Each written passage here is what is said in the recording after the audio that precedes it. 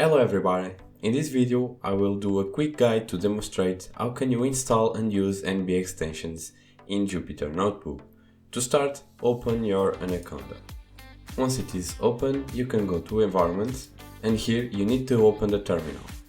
In my case I will install it in the root, so I will open the terminal here and then I will use this command to install the Jupyter nbextension. I will leave this in the description so you can use it. I will also leave some documentation about this extension.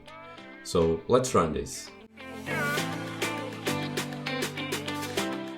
Okay, once it is finished, you can go to Home and then open your notebook.